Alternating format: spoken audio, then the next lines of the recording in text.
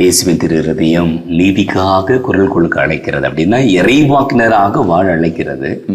இந்த இறைவாக்கு பணியை இன்றைய திரு அவை செய்கிறதா என்றால் மிகப்பெரிய கேள்விக்குறிதான்.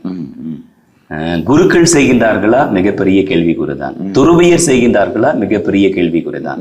அங்கொன்று இங்கொன்று என்று சொல்லி அத்தி பூத்தார் போல் ஒரு சிலர் தான் செய்து கொண்டிருக்கின்றார்கள். மற்ற எல்லாருமே பார்வையாளர்களாக இருக்கின்றோம். அதே போலவே திருமுழுக்கு பெற்ற ஒவ்வொருவருக்குமே இந்த நீதிக்கான பணி உண்டு, இறைவாக்கு பணி உண்டு. இப்போ விவசாயிகளுடைய எழுச்சி மிகு போராட்டமாக இருக்கட்டும், அல்லது புதிய கல்விக் கொள்கையாக இருக்கட்டும், அல்லது தொழிலாளர்களுடைய புதிய கொள்கையாக இருக்கட்டும், இந்த தருணங்கள் எல்லாம் நிறைய நேரத்துல திரு அவை மௌனமாக தான் இருந்து கொண்டிருக்கின்றது. அதே போலவே தனிநபர்களும் மௌனமாக தான் இருந்து கொண்டிருக்கிறோம். நமக்கென்று பிரச்சனைகள் வரும்போதுதான் நாம் குரல் கொடுக்கின்றோம், அல்லது குய்யோ முய்யோ என்று நாம் சப்தம் விடுகின்றோம்.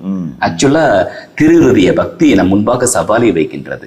ஒவ்வொருவருக்குமே இறைவாக்கு உரைக்கின்ற கடமை உண்டு, பொறுப்பு உண்டு.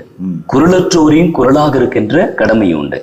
நீங்க சொன்னது போல நிச்சயமாக அது போன்று இறைவாக்கு பணிக்குள்ளாக அர்ப்பணிக்கின்ற பொழுது தடைகள் வரும், பிரச்சனைகள் வரும், போராட்டங்கள் வரும். இயேசுவின் திரு இருதய பக்தி நமக்குள்ளாக ஒரு எழுச்சியை உருவாக்க வேண்டும்.